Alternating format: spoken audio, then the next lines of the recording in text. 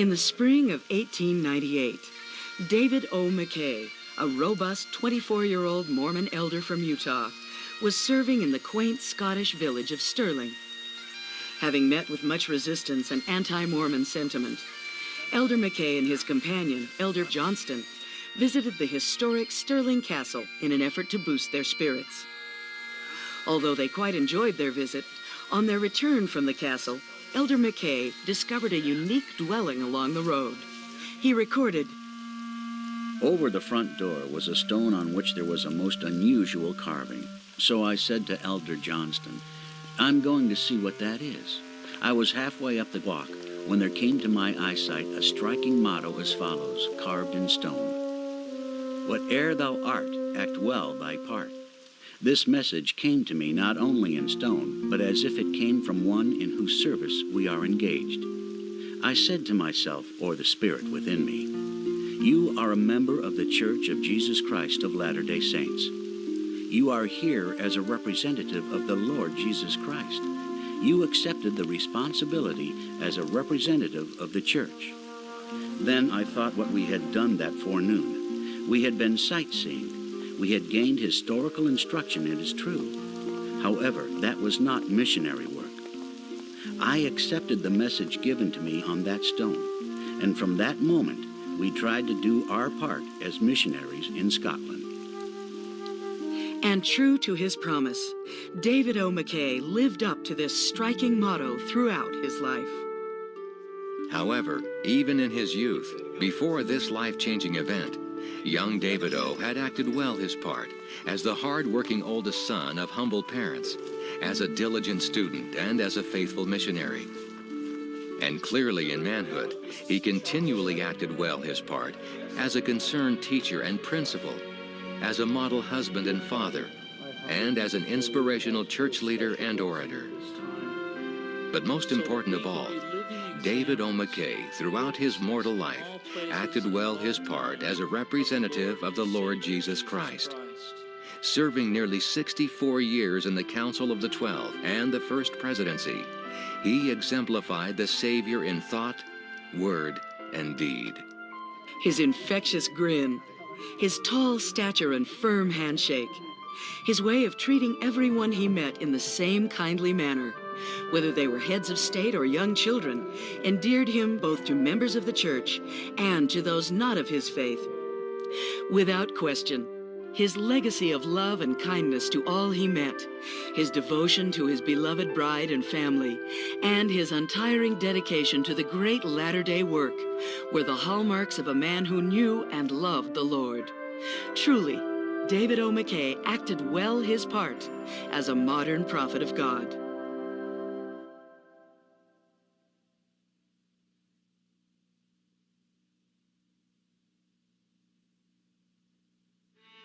The year 1850 proved monumental in the ancestry of David O. Mckay, for it was during this year that both his paternal and maternal grandparents would be introduced to the restored gospel of Jesus Christ. The Mckays in Thurso, Scotland, and the Evans family in Merthyr Tydfil, Wales. After joining the church in the same year, President Mckay's two sets of grandparents followed extremely similar paths over the next several years. Not long after baptism, both grandfathers, William and Thomas, were made elders and leaders of their respective branches in Scotland and Wales. Meanwhile, both families decided to gather with the body of the saints in the Great Salt Lake Valley. Therefore, in May 1856, they boarded separate ships bound for America. Landing in New York, the Mckays spent 2 years earning money to continue their journey to Iowa, where they remained for another year of preparation before traveling on. The Evans, upon landing in Boston Harbor, boarded a train for Iowa, where they remained for 3 years, also preparing for the trek across the plains. Then, in the spring of 1859, both families departed Iowa in separate pioneer companies, both arriving in the Salt Lake Valley in August of that year. And soon thereafter, the two families settled in the farming town of Ogden, some 40 miles to the north. I remember the story of the father of David O. Mckay and his love affair with Jeanette, and how David Mckay remembers later in his life when he was just a young 15-year-old, and he happened to see Jeanette on a tongue of the wagon. And he remembers her beautiful brown eyes. She was only 9 years old, and he wanted to meet that girl. And of course, later on, they were married. On April 9th, 1867, David and Jeanette were sealed for time and all eternity by Elder Wilfred Woodruff in the Endowment House in Salt Lake City. And soon thereafter, the young couple began their family in the fertile Huntsville Valley up Ogden Canyon. It was here in picturesque Huntsville that David and Jeanette were blessed with two beautiful daughters, Margaret and Alina, before their first son, David Oman Mckay, was born on September 8, 1873.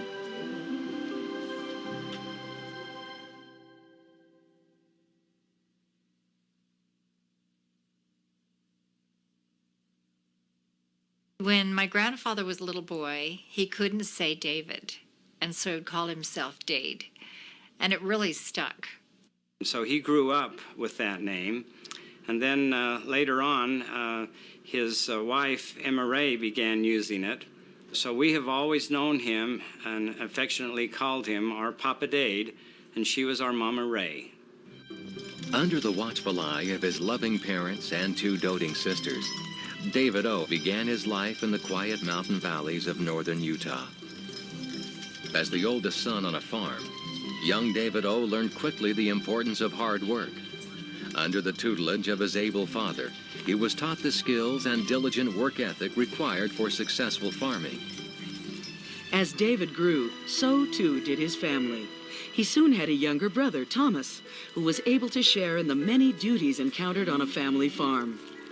And in time, David O. was joined by two more brothers and four sisters, who also helped with the many family chores. In addition to his siblings, little David adopted several cherished pets. David O. also loved the animals of the farm and had a real talent for working with them. He worked with the animals in his care instead of against them. Later in life, he taught this same behavior to his own children. Never let a horse buck. Make it mind without making it mean. If it learns you are master, and at the same time its friend, it will always respond. David's greatest strength in his youth, however, came not from his siblings or his pets, but rather from his faithful parents. As a grown man, he reflected on the impact his parents had on his life. Among the most precious soul treasures is the memory of my mother's prayers by the bedside, of her affectionate touch as she tucked the bedcloths around my brother and me and gave each a loving good-night kiss. We were too young and roguish then fully to appreciate such devotion, but not too young to know that Mother loved us. It is this realization of Mother's love, with a loyalty to the precepts of an exemplary father, which more than once during youth turned my steps from the precipice of temptation.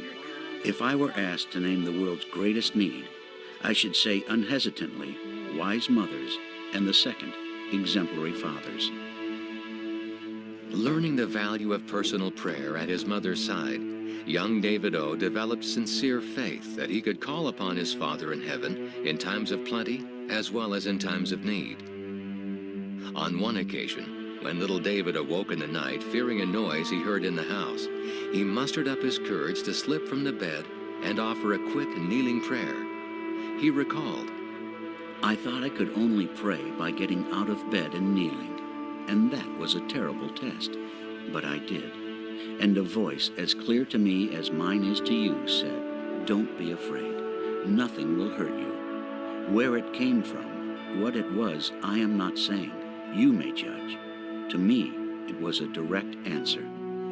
On another occasion, young David O. was out sleigh riding with his friend John C. Peterson in the hills near Huntsville when a thick fog rolled in and the boys lost their sense of direction. John started to cry, but David assured him that if they prayed, all would be well. Shortly after David offered a prayer, the fog cleared and the boys returned home safe and sound. While young David O. learned the beauty of humble prayer from his mother, he learned of courage and strength from his father. David loved to help his father cut timber in the mountains. One night, the two were sleeping out under the stars when a number of coyotes began howling. Although David was terribly frightened, he noticed his father sleeping peacefully beside him, and he knew that everything would be okay. Sadly, 6-year-old David O. was forced to find his own courage when painful tragedy struck the Mckay household in the spring of 1880. David's oldest sister, Margaret, became ill with rheumatic fever and died on March 28th at the age of 11. Then, on April 1st, the day of Margaret's funeral, his 9-year-old sister, Alina, died of pneumonia, leaving David as the oldest living child in his family. Through this trying experience, David developed a strength of character and strong will unusual for one so young. Shortly after this trying time, young David's strong will was witnessed one day as he was playing a game of baseball with some older boys. While at bat, the umpire called strike 2, but the pitcher argued that it was strike 3 and told David to sit down. Young David, however, stood his ground. At this, the bully threatened to hit David with the bat if he didn't sit down, but David reminded him that the umpire had called only 2 strikes and that he had one more chance to get David out. Sure enough, this time David got a double. And when the next batter got a hit, David came in for the winning run. Clearly, even as a small boy, David was acting well his part.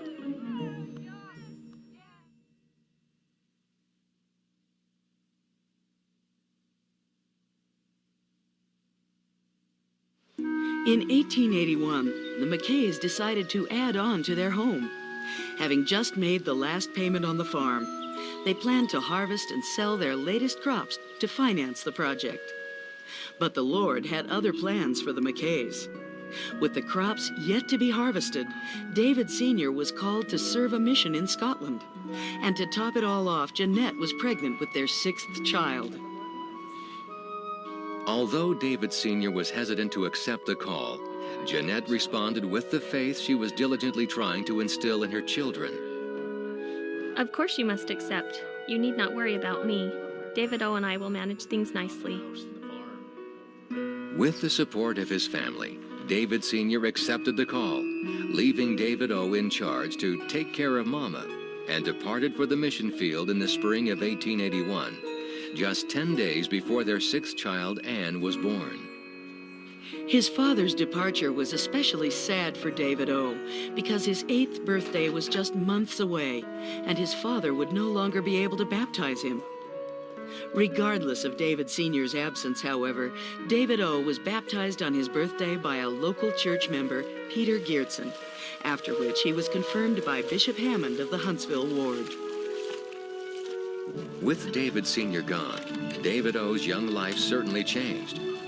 For while much of the planting and harvesting was handled by brethren from the ward, David O. took most of the responsibility for the family livestock, as well as helping his mother with household chores and caring for the younger children. Despite the extra burden carried by David and his younger brother Thomas, Jeanette made certain they remained current in their education at the Huntsville School. President Mckay told me once that his mother was the most beautiful woman he had ever seen, but she was also very shrewd. Then he told me why he called her shrewd. When his father left for Scotland, they had this dream of building their house bigger, but it was way in the future. Jeanette decided she was going to have something to do while he was gone. So that first year, they harvested their hay, but they did not sell it. She kept it till spring. And in the springtime, when people are low on hay, they could sell it for a lot more money. I'm sure they struggled that first winter while they were waiting for that crop to be more valuable. But she knew it would be worth a lot more money, and it was, and she was able to get enough money to add this on as a surprise for her husband when he came home. Certainly, young David matured as a result of the personal sacrifices made in his father's absence, but he also developed a profound respect for his father and mother in the sacrifices they made for the Lord. And David's respect for his father only increased when David Sr. was called as the bishop of the nearby Eden Ward shortly after his return from Scotland. On some Sundays, young David O. would ride behind his father on a large white horse to his father's meetings in Eden. After dropping David Sr. off, David O. would ride the horse back to Huntsville to attend his own Sunday school meetings. One Sunday morning, however, after leaving his father, the horse's blanket slipped off, taking young David with it. Unable to get the blanket back on alone, David walked the horse and blanket all the way back to Huntsville rather than disrupt his father's Sabbath meetings. In December of 1885, David was ordained a deacon in the Aaronic priesthood. A valiant young priesthood holder, David O. was in time called as president of both the deacons and teachers' quorums, where he supervised service activities such as chopping wood for the chapel stove and for the widows in the ward. When David was 13, his father was made the bishop of their home ward in Huntsville, and consequently, the Mckays often received special visits from church leaders. One day, John Smith, the patriarch of the church, came to visit while David O. was playing marbles. During this visit, Patriarch Smith gave David a patriarchal blessing in which he promised, "At an early day you may be prepared for a responsible position, for the eye of the Lord is upon thee. The Lord has a work for thee to do, in which thou shalt see much of the world. It shall be thy lot to sit in council with thy brethren, and preside among the people, and exhort the saints to faithfulness." When he had finished with the blessing, the patriarch looked deeply into David's eyes and said, "My boy, you have something to do besides playing marbles." However, as the patriarch left, young David commented to his mother, "If he thinks I'm going to quit playing marbles, he's mistaken." David's mother explained that the patriarch didn't mean he had to stop playing marbles right then, but that he was speaking of things to come. One summer, young David took a job delivering the Ogden Standard, a daily newspaper. His route took him throughout Huntsville and to a nearby mining town. Round trip, the delivery took him from 7 o'clock in the morning to 5 o'clock in the afternoon. However, David O. made good use of this time by reading as he rode along on his horse. It was during this time when he was riding this horse and delivering papers that he did a lot of reading. He read different kinds of great literature. He memorized a lot of poetry. He would memorize Shakespeare. He would memorize Milton and Bobby Burns. He loved Bobby Burns. And throughout all of his discourses, he could just off the top of his head quote from these great authors.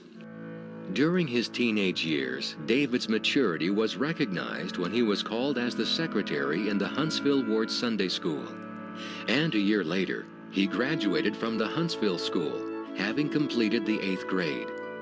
However, David was eager to continue his studies, and that very fall he entered the Weber Stake Academy in Ogden. The new school required that David spend the winter months living with his maternal grandparents, who lived near the school. Moving to the second biggest city in Utah at that time was certainly a growth experience for the simple farm boy. In the end, however, David O. enjoyed his professors and his experiences at the academy so much that he decided to become a teacher himself. Upon completion of his 2 years at the Weber Stake Academy, David returned to his hometown and took up the position of principal and teacher in the Huntsville School. At this same time, he was called to serve as a Sunday school teacher in the Huntsville Ward, and his love of teaching only increased. However, 20-year-old David O. still felt compelled to continue his education. Therefore, in the fall of 1894, David, along with 3 of his siblings, Thomas, Ann, and Jeanette, enrolled at the University of Utah in Salt Lake City.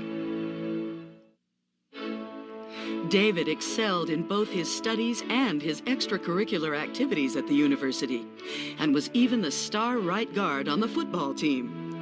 He was also elected class president and became the valedictorian of his graduating class. But the most important acquaintance David made during his time at the university was not in the classroom or on the playing field. Instead, it was at the home that he and his siblings rented from Mrs. Emma Robbins Riggs. One day, as Mrs. Riggs and her daughter Emma Ray watched the Mckay boys with their mother through the front window, Mrs. Riggs remarked, "There are two young men who will make some lucky girls good husbands. See how considerate they are of their mother." Her daughter replied that she liked the dark one, who just happened to be David O.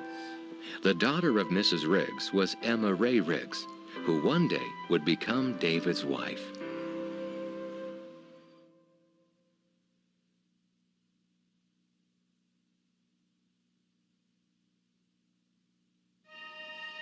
In 1897, David received a letter from Box B in Salt Lake City.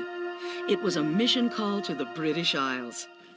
When Daddy graduated from college, he had all the world in the palm of his hand. He'd met his sweetheart, Emma Ray. He had a position teaching at Weber, which was his chosen profession. He'd been valedictorian of his class on the first football team, and now he was ready to pursue his occupation. Then he got a letter from the president of the church calling him on a mission to Scotland. He threw it down and said, "I'm not going." His father said, "Well, David, this is your choice, but this is a call from the Lord. You pray about it." Papa Dade got the mission call and looked at it and thought, here I've studied all my life to be a teacher, and I've been given this great opportunity to teach. And so he went to see President Grant. He went into his office and he says, "Well, I've been given this great appointment to be a teacher at the Weber Stake Academy, and now I have this call, but I want to teach." And so President Grant looked at him and he said, "Well, David O., the Lord would like you to go on a mission, and if the time comes that you'd like to go on that, you just come back and let us know." Well, it wasn't long before he was back, and the mission experience was a great turning point in David O.'s life. On August 17, 1897, David, along with several other missionaries, left Philadelphia aboard the SS Belgenland, bound for Liverpool. Sailing the ocean was a new experience for David. He wrote, "At one moment, we would be on the top of a high wave, then plunge below the sea, while behind us rose another mighty heave. I was only seasick once during the voyage, but then was so nauseated I feared I would part with my principal digestive organ and all its appendages." Upon arrival in the British Isles, David was soon assigned to the Scottish mission in the beautiful land of his ancestors. At first, however, he struggled with the feelings of inadequacy, fear, and homesickness that most new missionaries experience. He recorded, Sunday, September 5th, 1897. I made my first open-air speech. I shall never forget it. The day was cold and cloudy. I had been wishing that it would rain. And the street was dismal and uninviting. My remarks were brief and made in fear and trembling. The women can hardly understand me when I offer them a gospel tract. One woman thought I said gas bill and promptly answered, "No, we don't burn gas." While struggling with these feelings of inadequacy and gloom, Elder Mckay and his companion Elder Johnston attempted to boost their spirits by visiting the Stirling Castle, which sat on the hill overlooking the town of Stirling, where they were serving. On the way back to town, they discovered the stone over a doorway with the inscription, "Whate'er thou art, act well thy part." The impact of this incident on Elder Mckay was extraordinary. Elder Mckay and Emma Ray Riggs corresponded periodically during his mission, and their friendship grew along with his spirituality. Of course, David's commitment and spiritual growth did not go unnoticed by the Lord, nor by his mission leaders. Therefore, it came as no surprise to those who knew him when in June of 1898, he was appointed to preside over the Scottish Conference. Though he had been in the mission field only 9 months, David O. was called to preside over missionaries both older and more experienced than he was, and to direct the affairs of 9 branches within the conference. As Elder Mckay matured in his leadership position, Joseph L. McMurrin, a member of his mission presidency, cautioned him at a conference of the elders. Brother David, Satan hath desired you that he may sift you as wheat, but God is mindful of you, and if you will keep the faith, you will yet sit in the leading councils of the church. Taking the prophetic words of his mission leader to heart, David wrote, With the resolve then and there to keep the faith, there was born a desire to be of service to my fellow men, and with it a realization, a glimpse at least, of what I owed to the elder who first carried the message of the restored gospel to my grandfather and grandmother in the north of Scotland. There's no greater reward. Elder Mckay finished out his mission with complete dedication, consistently acting well his part. And in 1899, as he prepared to leave the British Isles, Elder Mckay received a letter from the Weber Stake Academy in Ogden, Utah, offering him a position as a teacher, which he readily accepted.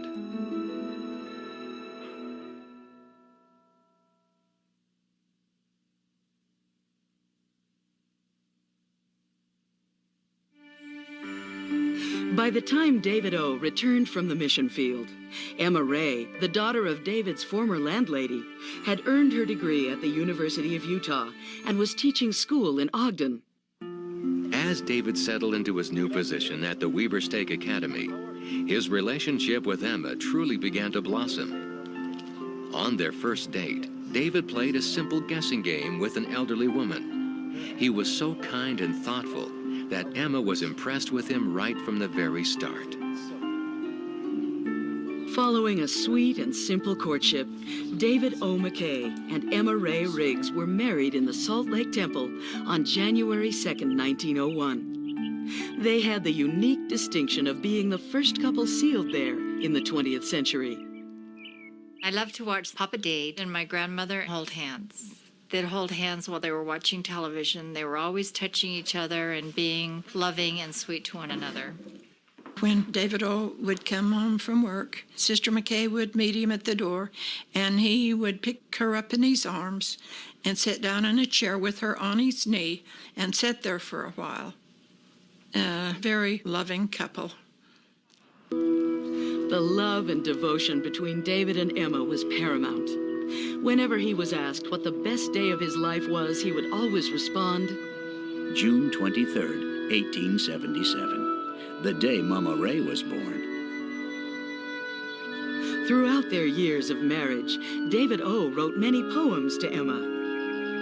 This morning, I greet you with prayers in my heart, that through time and eternity, ne'er shall we part.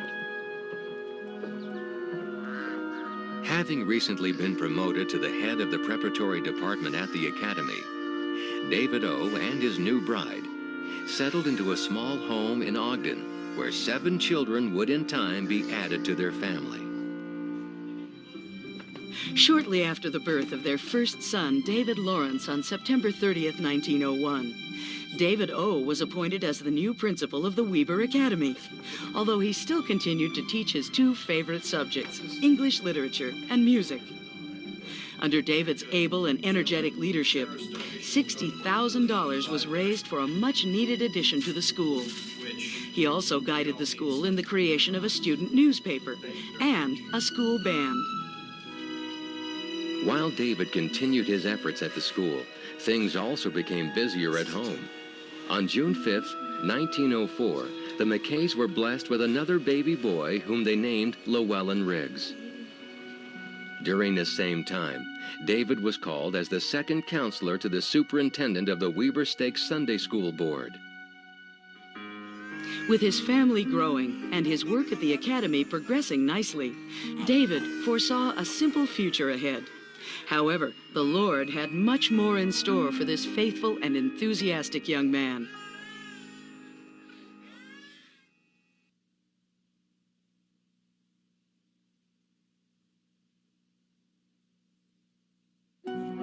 While serving as a counselor to the stake Sunday school superintendent, David O. received the assignment to improve classroom teaching. Eager to do well his part in the Lord's service, David set about developing innovative teaching methods for Sunday school teachers. As David's new strategies were put into practice by the stake, they soon gained the attention of the brethren in Salt Lake City, particularly the attention of the prophet, President Joseph F. Smith. In April of 1906, while attending General Conference, David received an urgent message between sessions to report to Elder Francis M. Lyman, president of the Quorum of the 12. Expecting to be called to the Church Board of Education, David went to meet with Elder Lyman immediately. When President Lyman opened the door, he greeted him by saying, "So you're David O. Mckay. Well, the Lord wants to call you to the Council of the 12 Apostles." And President Mckay responded, "I'm neither worthy nor able to receive such a call." Elder Lyman responded, "Not worthy? What have you done?" Papa Dade's response was, "I have done nothing in my life of which I am ashamed." And he says, "Well, do you have the faith that the Lord can make you able to fulfill this call?" And Papa Dade responded, "Yes, I have that faith." And President Lyman's response was, "Well, then don't tell anybody about this call. It'll be announced this afternoon." And so he couldn't tell anybody, not even his wife. At the afternoon session of General Conference, President Smith announced the calling of 3 new apostles: George F. Richards, Orson F. Whitney, and David O. Mckay. When Emma Ray heard her husband's name called, she burst into tears of joy and gratitude as she realized that life would not be what they had expected and would never be the same again. On April 9th, 1906, Elder David O. Mckay was ordained a high priest and an apostle by President Joseph F. Smith. For the next 64 years, he would be wholeheartedly engaged in exhorting the saints to faithfulness. During his first years as an apostle, Elder Mckay continued on as the principal of the Weber Academy in Ogden.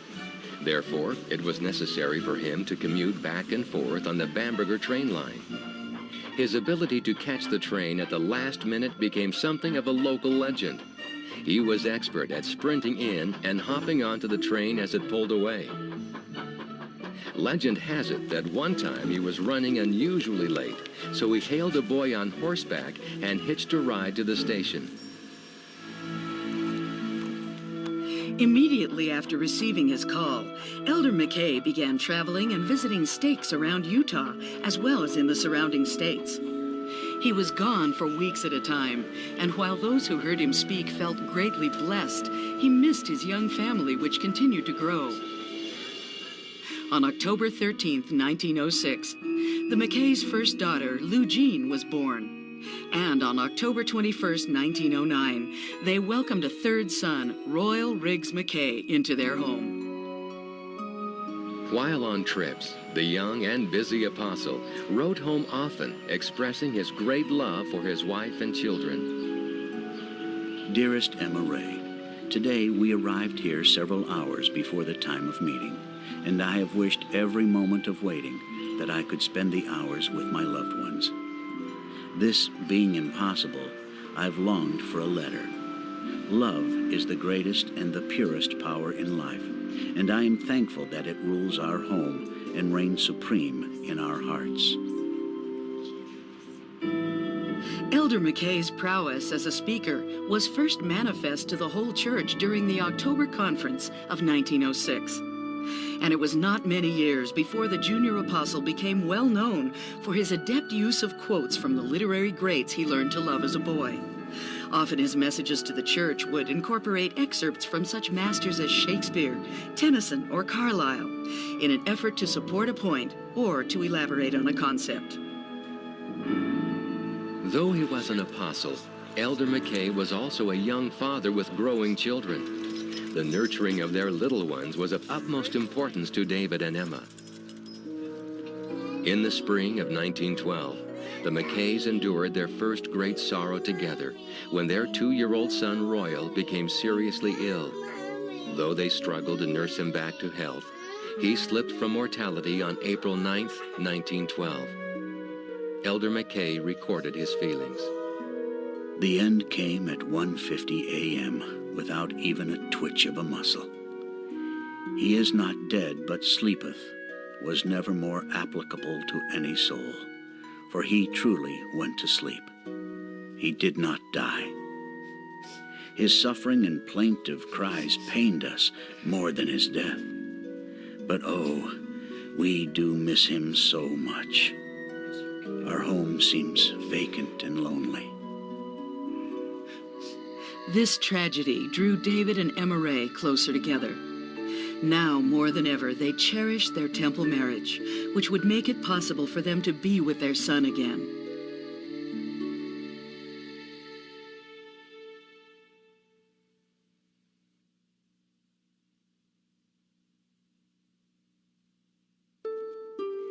On December 12, 1913, the Mckays added another daughter, Emma Ray, to their family.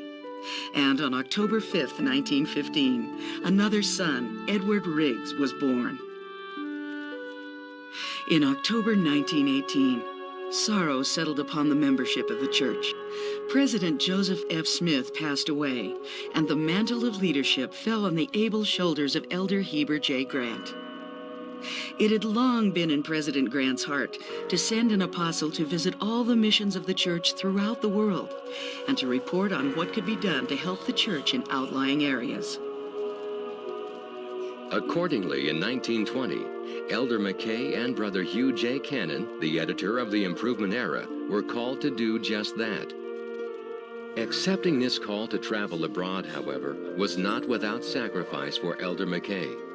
His oldest, David Lawrence, was about to leave on his mission to Switzerland, and Emma Ray had just given birth to their 7th child, Robert, on September 4th, 1920. This was not an easy request that Elder Mckay had received. It was a very difficult mission he was being asked to undertake. He would be gone from his family for over a year, and that included a newborn baby that he would not see for a long time. He was being asked to circumvent the globe, basically, to visit countries all around the world and to be teaching and learning from the people that he visited. Once again, however, there was no question for the Mckays. They would accept the call, and David O. would continue in his effort to do well his part. On December 2nd, 1920, Elder Mckay and Brother Cannon met in the upper room of the Salt Lake Temple. There, they were set apart for this mission by Elder Anton H. Lund, a counselor in the First Presidency.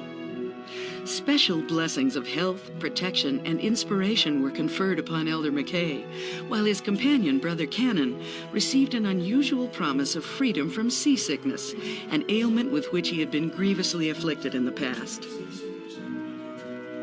On December 7th, 1920, the two sailed from Vancouver, British Columbia, aboard the Empress of Japan, en route to Yokohama. And in accordance with his blessing, Brother Cannon did not suffer from seasickness. However, Elder Mckay was not so blessed.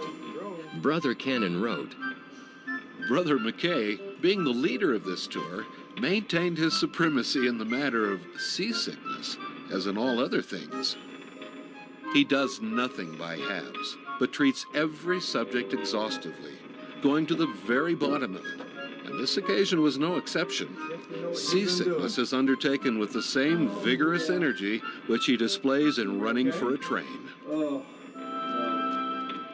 Papa Dade always had a sense of humor. I mean, throughout his whole life, he's always had this sense of humor. He was funny, loved to tell jokes.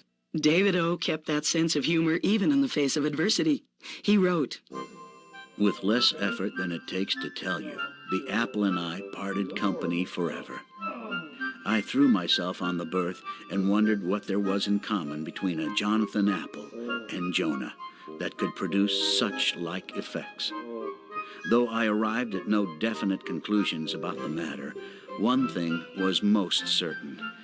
My sympathy was wholly with the whale. Feeling somewhat better, I started for the deck. I reached only the top of the stairs when that intense yearning to be alone drove me back to my cabin. Goodbye last night's dinner. Goodbye yesterday's Rotary luncheon. And during the next 60 hours, goodbye everything I had ever eaten since I was a babe on Mother's knee. On December 22, 1920, Elder Mckay and Brother Cannon reached Japan, sailing into the port at Yokohama. Elder Mckay wrote a letter home speaking of his impressions of Japan.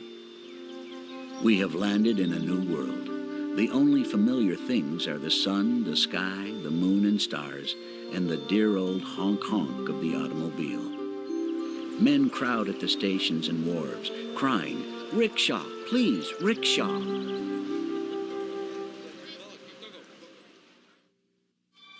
Elder Mckay and Brother Cannon visited with the missionaries and inspired them in their work. At this time, there were only about 125 members in all of Japan, a meager harvest after almost 20 years of missionary labors. But Elder Mckay made an attempt to visit them all and was a spiritual strength to each of them. They also visited with government leaders in an effort to generate goodwill between the government and the church. Although he was deeply engaged in the work, thoughts of his dear wife and family were never far from Elder Mckay, who communicated by letter as often as occasion would permit.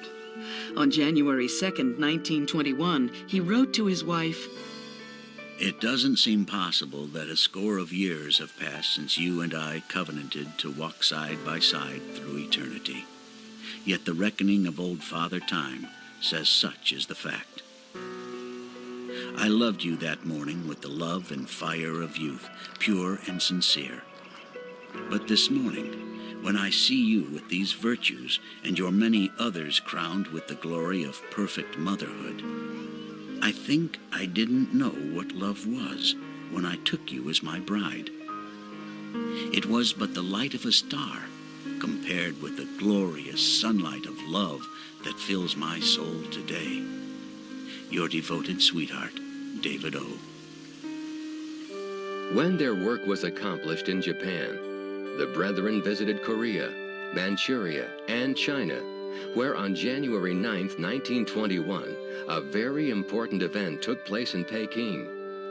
Of this experience, Elder Mckay wrote, "We have traveled continuously since last Tuesday with the sole purpose in mind to be here in Peking on this Sabbath day. We entered the Forbidden City and walked until we came to a small grove of cypress trees, and I distinctly received the prompting to choose that as the spot. Acting under appointment of the prophet, seer, and revelator, and by virtue of the holy apostleship, I then dedicated and set apart the Chinese realm for the preaching of the glad tidings of great joy, as revealed in this dispensation through the prophet Joseph Smith." At that time in China, revolution was everywhere. The Communist Party was organized that very same year by Mao Zedong in Shanghai. Beijing was changing hands, one landlord after another.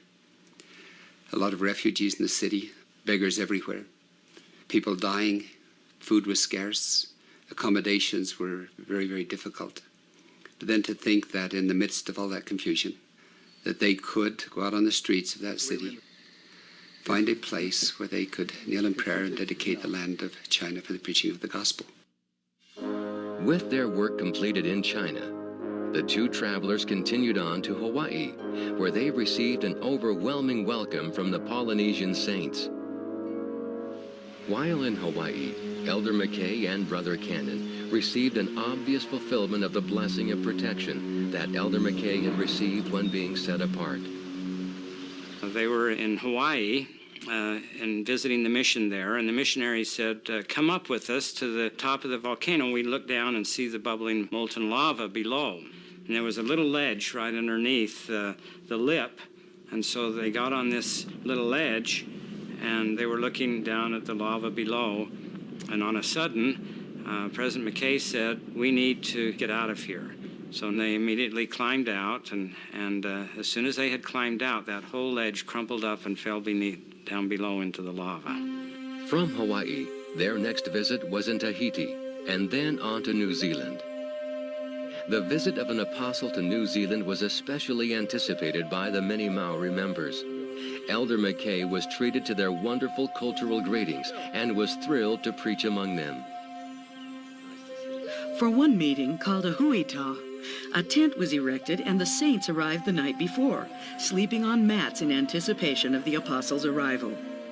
The following morning, Elder Mckay spoke in the same tent, and the Maori saints simply sat on the mats they had slept on.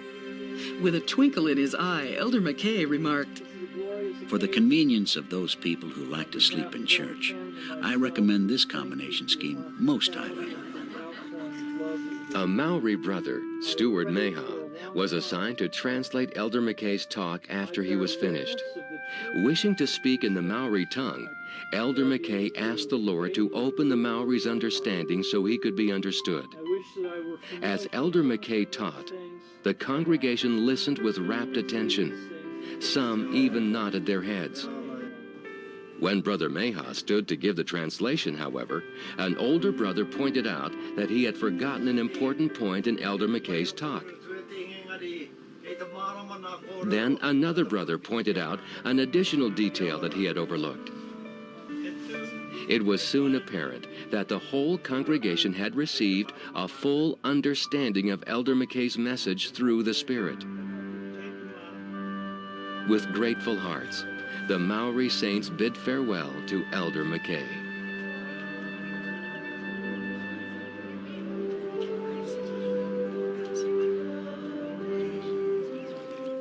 Elder Mckay and Brother Cannon then traveled on to Fiji, Tonga, and Samoa. Never ever sort of had an idea what God looked like until I saw President Mckay. He was so handsome, stalwart, and wasn't white-haired then. He's quite a young apostle. But he looked so beautiful to me in my eyes. And they had a conference in Pesinga. And all the Samoan children were seated in front on mats, on the floor. And there were seats at the back on this conference day. And it was going to be a rainy morning. And somebody said, no, it won't rain because the apostle of the church is going to be here. And it didn't rain. It was a beautiful day. In the village of Saniatu, Samoa, Elder Mckay and Brother Cannon received one of their most spiritual experiences. As Elder Mckay and Brother Cannon ministered to the sick and afflicted saints of the village, one sister, Sapi Parcel, brought up her small son, Salita, who had just died. Upon receiving Elder Mckay's blessing, the child was miraculously restored to life.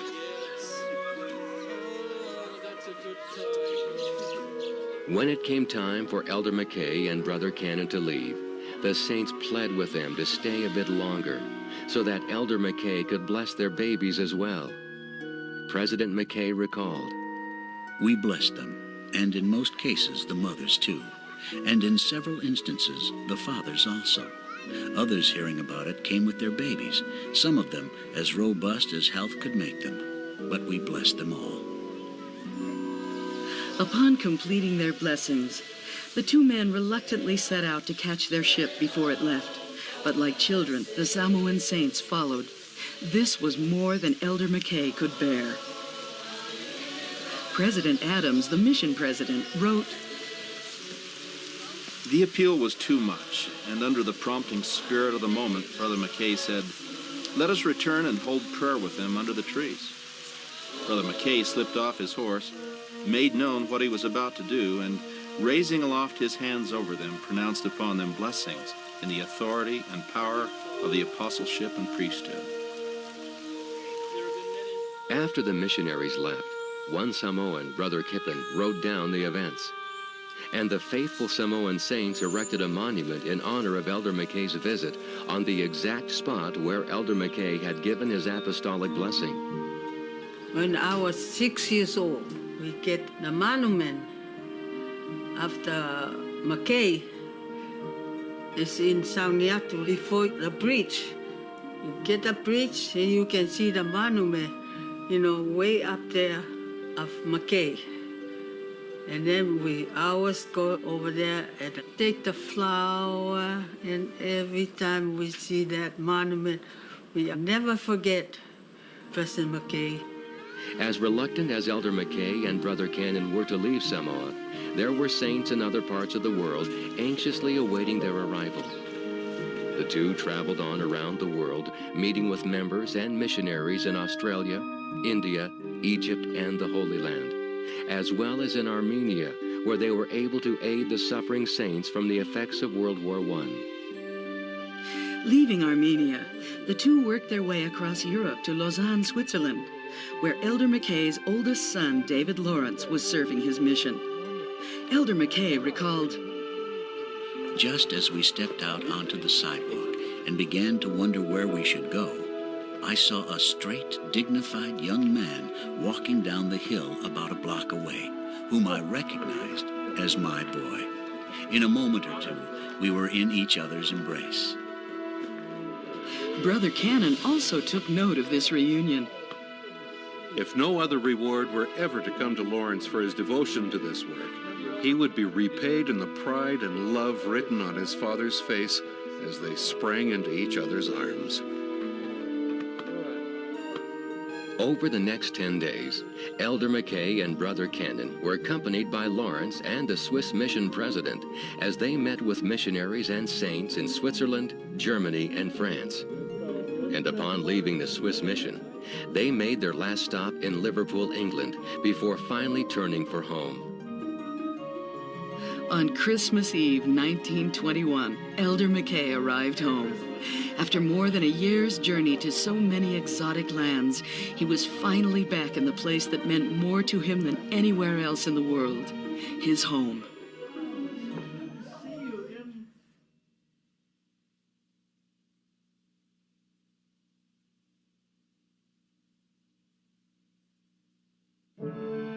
In 1922, Elder Mckay was called as the president of the European Mission. Although surprised to be called after having been abroad so recently, Elder Mckay was happy to accept, and he was thrilled at the fact that this time his family would accompany him. On November 17, 1922, the Mckay family boarded the Montcalm in Montreal for their 8-day voyage to Liverpool. Here they learned for themselves that their father had not been exaggerating when he spoke of seasickness. The hardest hit was their daughter, Emma Ray, who advised her mother after 2 days on the Atlantic that she had reconsidered and decided not to go to England after all. Finally, however, they arrived in England none the worse for wear, and after settling into the mission home, Elder Mckay immediately immersed himself in the tasks at hand. His responsibilities were greater than he had expected, and he found himself not only serving as the president of the British mission, but also supervising 8 other missions throughout Europe and South Africa. In each of these areas, it was his responsibility to train and motivate the leaders and missionaries, as well as the members. In Great Britain, President Mckay quickly discovered that a great deal of inaccurate and negative press about the church and the missionaries was circulating throughout the country. When the family was in Great Britain, they tried to enroll Eugene in school, and she was refused from 3 schools because she was a Mormon. But finally, she was accepted in a public school there in England. Most of these misconceptions stemmed from the gross inaccuracies and outright lies that had been printed in British newspapers and other periodicals. Therefore, Elder Mckay began writing letters directly to the publishers of each paper. His balanced and reasonable approach eventually won the respect of many of the newspaper editors, and great strides were made in improving the church's image in Great Britain. During this time, Elder Mckay also discovered that one of the most effective ways to combat these misconceptions was to more actively involve the British members in the missionary work.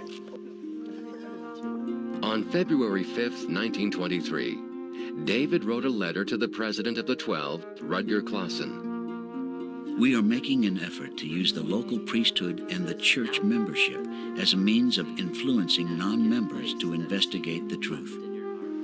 Our aim is to have every member a missionary, not in the sense of leaving their homes or work, but in the sense of opening the way for elders to get in the presence of men and women who honestly desire to know the truth. That phrase, every member a missionary, would in time become a hallmark of David O. Mckay's presidency in the church. As often as President Mckay met with the members in Great Britain, he met even more often with the missionaries. He was constantly teaching and encouraging them. This had a great impact on each missionary, including one young elder named Ezra Taft Benson, who served under President Mckay at this time. After 2 years of faithful service and again acting well his part, Elder Mckay was released as the European Mission President. On December 2, 1924, the Mckays left for Utah, arriving home just in time to celebrate Christmas.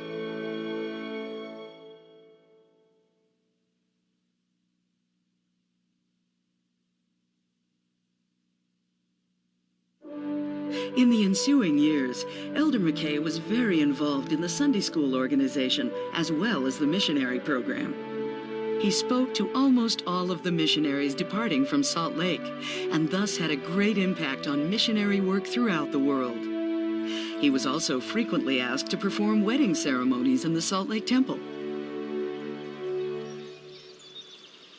On September 23, 1934, Anthony Ivins, first counselor to President Grant, passed away, and 61-year-old David O. Mckay was called as the second counselor in the first presidency. Thus began his service in the presiding quorum of the church that continued for over 35 years. It was the mid-1930s, and the Great Depression was reaching its deepest point. Therefore, President Mckay was asked by President Grant to survey the needs of the church membership and develop a plan to give assistance. In his effort to develop a church-wide welfare system, he turned to Harold B. Lee, a young stake president in Salt Lake City. Through their efforts, along with others, the church security system was founded. This was the beginning of the current church welfare program. In August of 1941, President and Sister Mckay sailed to Hawaii for the dedication of a tabernacle and stake center in Honolulu.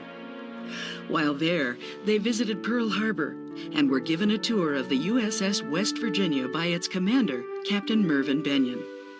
Captain Benyon, who was LDS, was the son-in-law of J. Reuben Clark, the first counselor in the first presidency. Less than 4 months after their tour, however, the unthinkable happened. On Sunday, December 7, 1941, the Japanese bombed Pearl Harbor. Along with other vessels, the USS West Virginia was hit and Captain Benyon was killed. This attack outraged Americans, and many joined the cause for freedom in Europe and Asia. Soon, what had begun as a trickle of LDS servicemen swelled into a flood. On May 10, 1942, President Mckay spoke at a sacrament meeting to 185 LDS servicemen who were departing for action. 84 of them were returned missionaries. He remembered, "It has been my privilege to partake of the sacrament with people in many parts of the world. But this was one of the most impressive services of the kind I have ever attended in my life."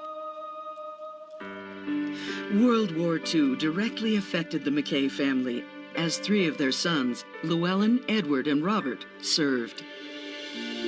On May 14, 1945, near the end of World War II, President Heber J. Grant passed away, and the senior apostle, George Albert Smith, was sustained as the new president of the church. President Smith kept both J. Reuben Clark and David O. Mckay as his counselors, and the work went forward as the leaders strove to bring back a sense of normalcy to the church. Despite his busy schedule, President Mckay continued to make time for his children and grandchildren as they shared time-honored family traditions like sleigh riding in Huntsville. One of my fondest memories as a child was to be in Huntsville with my family, because there were several winters where Papa Dade would invite us to Huntsville. and harness up a team of horses to a big sleigh. And we would then tie ropes onto this big sleigh and fasten our sled to the other end of the rope. And he would drive along the snow-covered streets of Huntsville, and we would get all the gravy of a sleigh ride. We would be riding all the time and not have to hike up a hill to then ride down. On August 8th, 1950, the senior apostle George F. Richards passed away, leaving David O. Mckay as the senior apostle. Less than 8 months later, as the Mckays were en route to Southern California, President Mckay felt the distinct impression that he should return to Salt Lake City immediately. Obeying the Spirit of the Lord, they quickly returned. The reason for this impression soon became clear when, days later, President George Albert Smith's health took a turn for the worse. On April 4th, 1951, his 81st birthday, President Smith passed away with his faithful counselor David O. Mckay at his side. President Mckay later wrote, "It came as quite a shock to my nervous system, for I fully sensed then what his passing meant." With the death of President Smith, the burden of church leadership shifted to the capable shoulders of 77-year-old David Oman Mckay.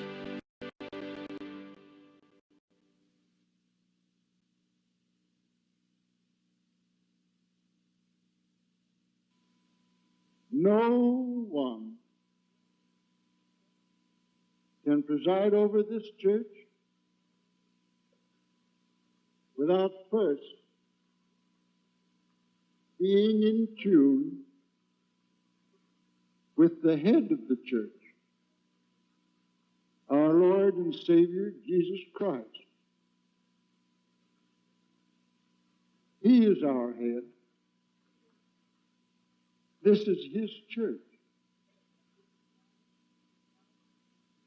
Without His divine guidance and constant inspiration, we cannot succeed. With His guidance, with His inspiration, we cannot fail. When President Mckay becomes the prophet in 1951, he's 77 years old. Most of his contemporaries had already retired.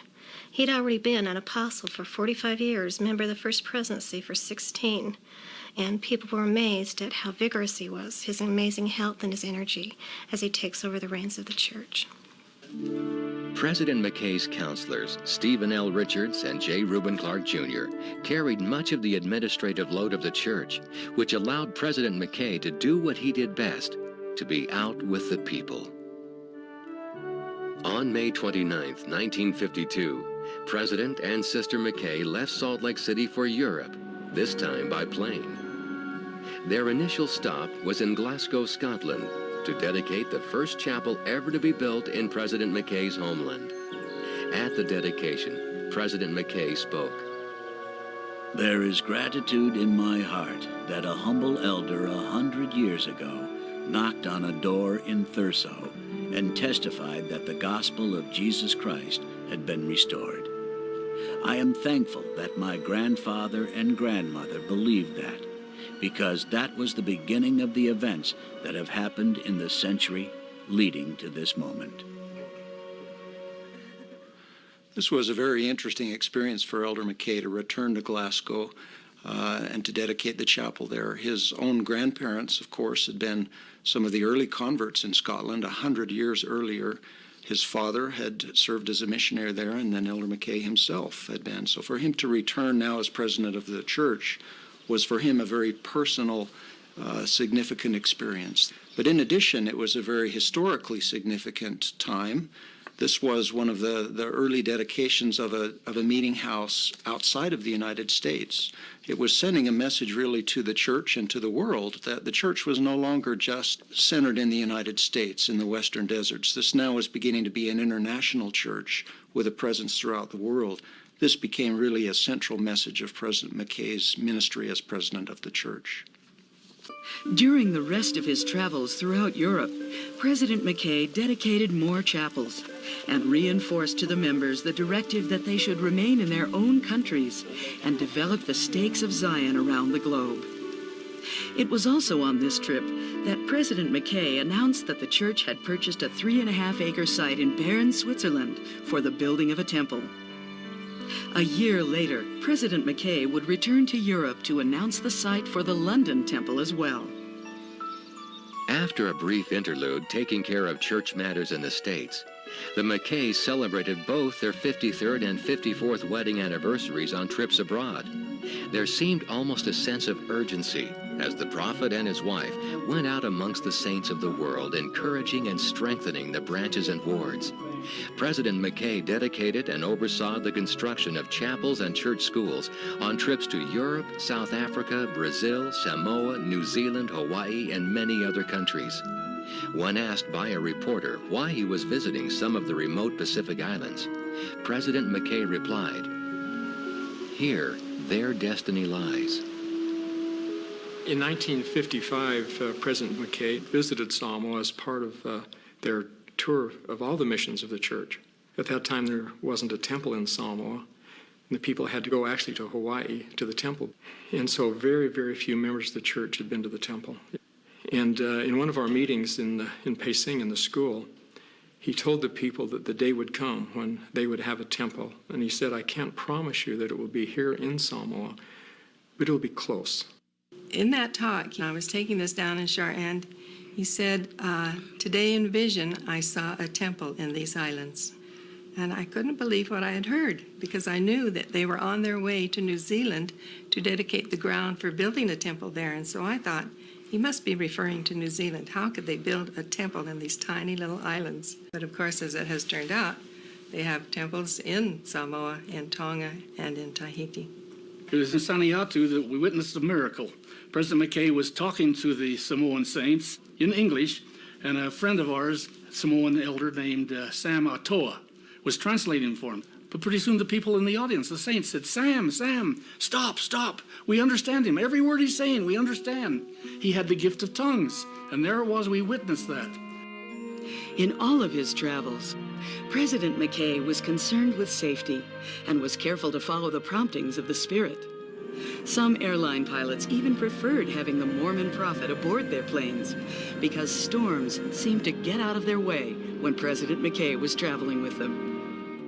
On one tour, they received word while on Canton Island that a hurricane was blocking their route to Fiji. Mysteriously, this storm veered off its projected course, clearing a smooth path for the flight of the plane carrying the prophet and his party.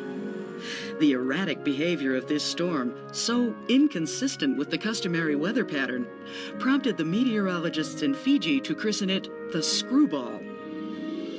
While on tour of the South Pacific missions in February of 1955, President Mckay announced that the first temple in the Southern Hemisphere was to be built in Hamilton, New Zealand. President Mckay had sent word to New Zealand in about 1954 that, unbeknownst to the people, he wanted us to look for a temple site. And so we spent a lot of time driving around, and nothing seemed right. There was a hill near the school site that we thought would be really nice, but it was a dairy farm, and those people were not interested at all in selling.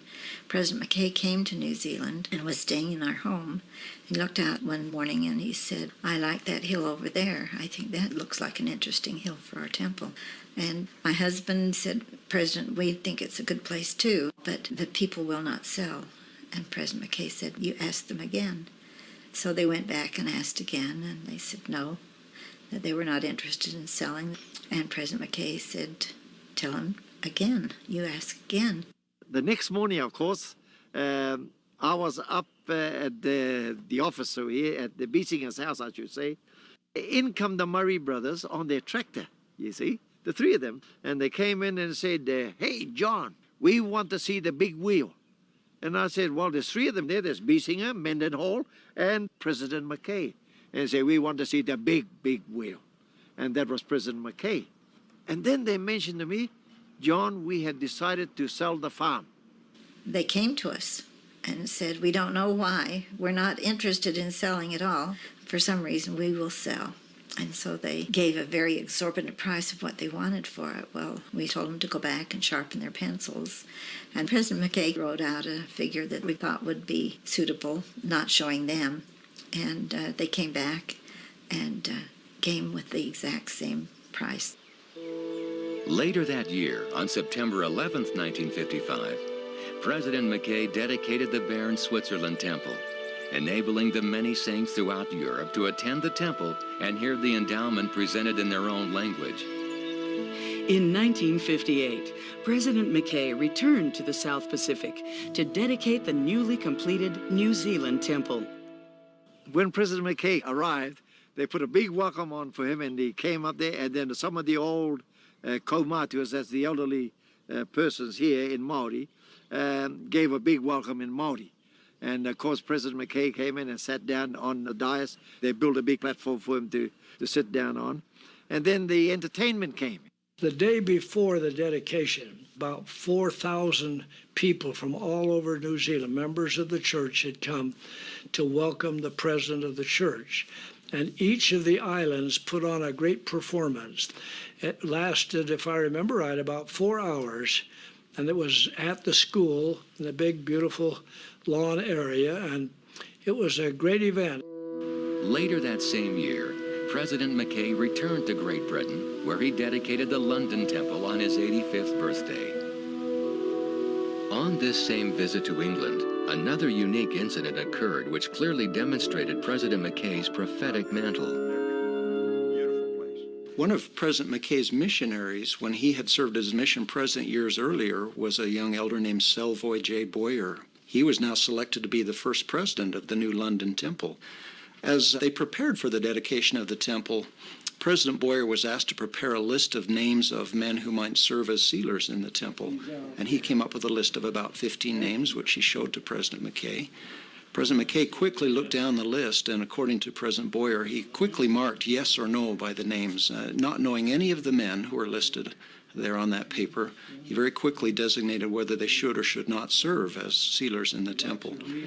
President Boyer kept that list for a number of years, and then looking back some years later at the piece of paper, he noticed that every one of the names who had been marked as no had since become inactive in the church. Yet another testimony to President Mackay's prophetic insight into the nature of those brethren. David O. Mackay's travels throughout the world not only strengthened the members and missionaries, but it also gave him the perspective and insight needed to move forward, to truly make the church an international church.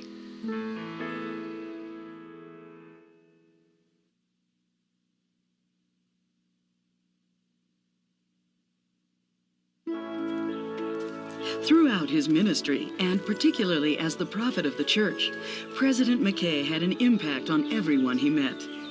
And because of his position in the church, he was able to interact with leaders from around the world.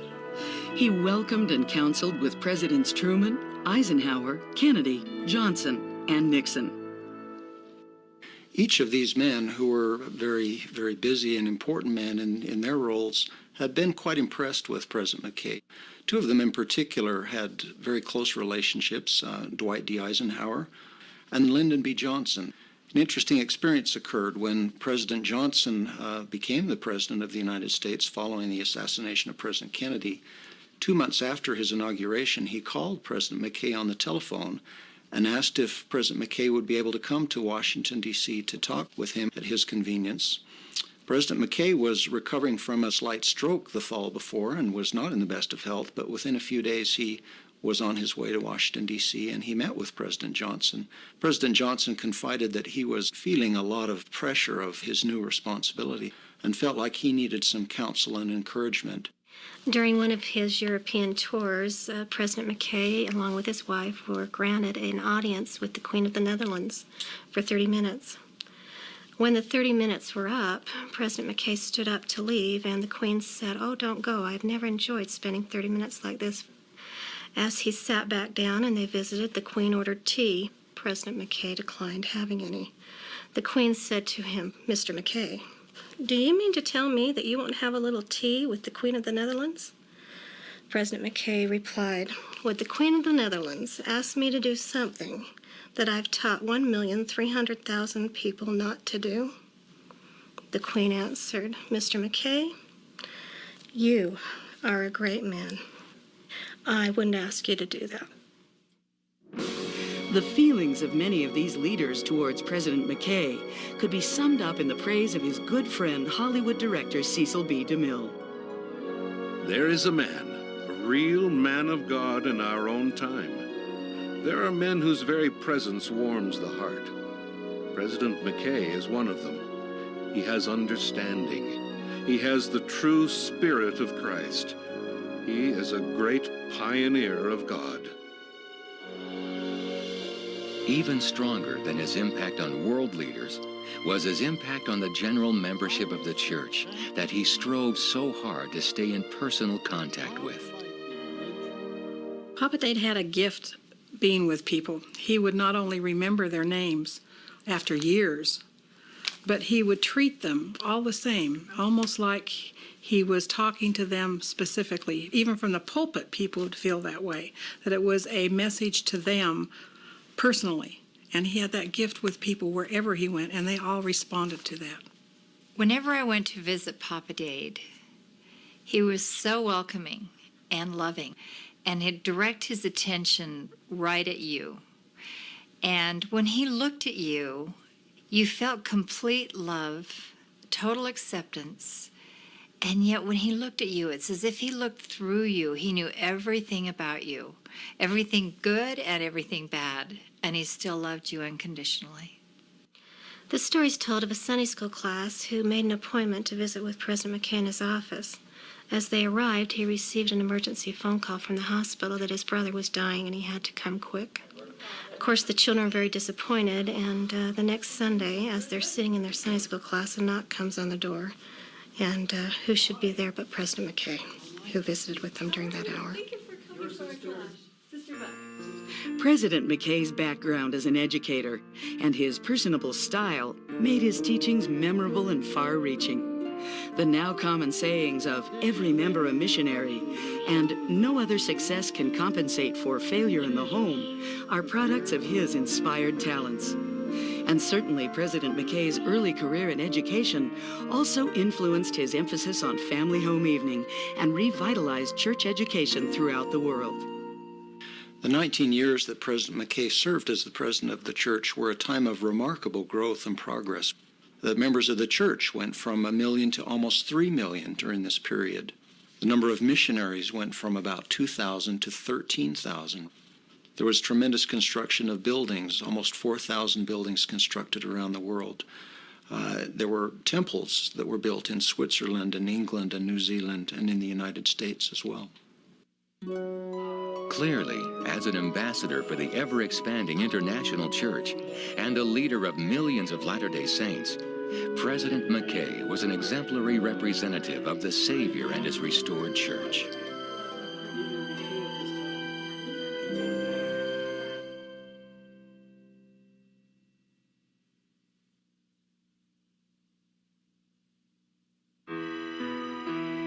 As President Mckay reached his 90th year, he finally began to feel old age setting in. He recorded in his journal that summer, June 27th, 1963. I was so tired when I got home that I alarmed members of the family who were there. I could hardly talk, and they became very much concerned. I know that I have used up my reserve energy, working such long hours without rest and sometimes without food. After a checkup, the family doctor gave President Mckay a clean bill of health, but advised him not to do any more traveling abroad. But President Mckay had often been known to say, "When you stop, you're dead," and he wasn't ready to stop yet. Once, when President Mckay was in his early 90s, he was walking up a hill to inspect a site for a new chapel. Trying to be helpful, 2 local church leaders came to assist him, one on each arm. Partway up the hill, President Mckay stopped and commented, Brethren, I don't mind helping one of you climb this hill, but I can't carry you both. Despite his age, President Mckay had one more important mission to perform in Wales, the homeland of his mother, Jeanette Evans Mckay. In the village of Merthyr Tydfil, an LDS chapel was ready for dedication. The chapel was in the process of being built, and we had a phone call to say, I'm coming to dedicate the chapel. Dedicate it? Yeah. We only had a few trenches in the ground. Dedicate it? Well, okay, we'll see you in 10 years. No way. He said, I'll be there in 32 weeks. And we didn't have one brick laid. And quite frankly, we all said impossible.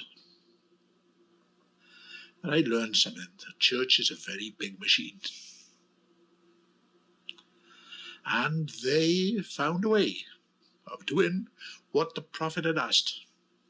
And the chapel was built. It's a beautiful chapel. And on the morning of the dedication, everything to the smallest detail was completed. The grass was growing even. It was as completed as it could be in 32 weeks. Well, on the morning of the dedication, when President Mckay arrived, first thing that he wanted to do was to tour the building. And I can remember vividly to this day going around with him. His arm was around my neck and another brother's arm, I think it was Brother Pullman. And he toured the building, went in every room, closet, basement, to ensure that he had a full view of the building, and was certainly surprised at the size of the building and the way that the membership had worked. On August 23, 1963, President Mckay arrived for what would be his last trip to Great Britain. There, with emotions near the surface, he dedicated the chapel in the village of his ancestors. When President Mckay crossed back over the Atlantic towards Utah, it would be his final crossing. After having traveled approximately 1 million miles in strengthening the church worldwide, he was going home to stay. Throughout the remainder of his life, with his loving wife, Emma Ray, nearly constantly at his side, he continued to lead the church in love. From the pulpit, he preached that nothing was more important in this world than the relationship with one's spouse. And he lived as an example of those words every day. As one man who visited with the prophet in 1955 said, David O. Mckay is the most godlike man I have ever met. If you wanted to make man in the image of God, there is the pattern. On January 18, 1970, at the age of 96, David O. Mckay peacefully left his mortal existence. Everyone who knew President Mckay could attest that to the very end he lived up to his simple motto, whate'er thou art, act well thy part. As a husband and father, as a missionary and teacher, and as an apostle and prophet of God, David O. Mckay blessed the lives of all he touched. Truly, the once humble farm boy and nervous missionary, through a lifetime of universal goodness, friendship, and faithful leadership, had raised the Church of Jesus Christ of Latter-day Saints out of the obscure deserts of the western United States and presented the restored gospel message boldly yet lovingly to an ever-expanding world.